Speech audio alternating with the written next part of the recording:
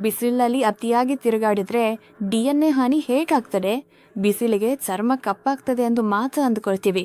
ಆದರೆ DNA ಹಾನಿ ಆಗ್ತದೆ ಎಂಬುದು ನಿಮಗೆ ಗೊತ್ತಿದೆಯಾ? ಅದು ಹೇಗೆ ಸಂಭವಿಸುತ್ತದೆ? ಹಾಗಾಗಿ DNA ಅನ್ನು ಒಂದು ಪುಸ್ತಕದಂತೆ ಕಲ್ಪಿಸಿಕೊಳ್ಳಿ.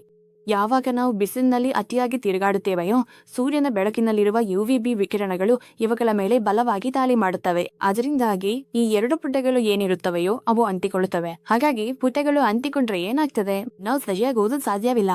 ಅದೇ ರೀತಿ DNA ಕೂಡ ಅದನ್ನು ನಕಲು ಮಾಡಲು ಸಾಧ್ಯವಿಲ್ಲ. ಇದು ರಿಪೇರಿ ಆಗ್ತದೆ. ಆದ್ರೆ ಬಹಳ ಕಾಲ ಈ UV ವಿಕಿರಣಕ್ಕೆ ದೇಹವು ಒಟ್ಕೊಂಡ್ರೆ ಇದು ರೂಪಾಂತರವಾಗಿ ಬದಲಾಗುತ್ತೆ. ಇದರಿಂದಾಗಿ ಈ ರೂಪಾಂತರಗೊಂಡ ಜೀವಕೋಶಗಳು ಸಂಪೂರ್ಣವಾಗಿ ಬೆಳೆಯುತ್ತಲೇ ಇರ್ತವೆ. ಗಡ್ಡೆಯ ಜೀವಕೋಶಗಳಾಗಿ ಅಭಿವೃದ್ಧಿ ಹೊಂದುತ್ತಲೇ ಇರುತ್ತವೆ. ಹಾಗೆ ಬಿಸಿಲಿನಲ್ಲಿ ತಿರುಗಾಡುವುದರಿಂದ ಕ್ಯಾನ್ಸರ್ ಬರ್ತದೆ, DNA ಹಾನಿ ಆಗ್ತದೆ ಅಂತ ಹೇಳ್ತಾರೆ. ಇದರಿಂದ ಪಾರಾಗುವುದು ಹೇಗೆ? ಸನ್ಸ್ಕ್ರೀನ್ ಬಳಸೋದು, ಪೂರ್ಣ ತೋಡಿನ ಬಟ್ಟೆ ಧರಿಸೋದು ಅಥವಾ ಮಧ್ಯಾಹ್ನದ ಬಿಸಿಲಿನಲ್ಲಿ ಅತಿಯಾಗಿ ತಿರುಗಾಡದಿರುವುದು ಇದಕ್ಕೆ ಸಹಾಯ ಮಾಡುತ್ತದೆ. ನಾಗೇಶ್ವರ ಆಯುರ್ವೇದಿಕ್, ನಿಮ್ಮ ಆರೋಗ್ಯ ಸಮಸ್ಯೆಗಳಿಗೆ ನಮ್ಮ ಪರಿಹಾರ.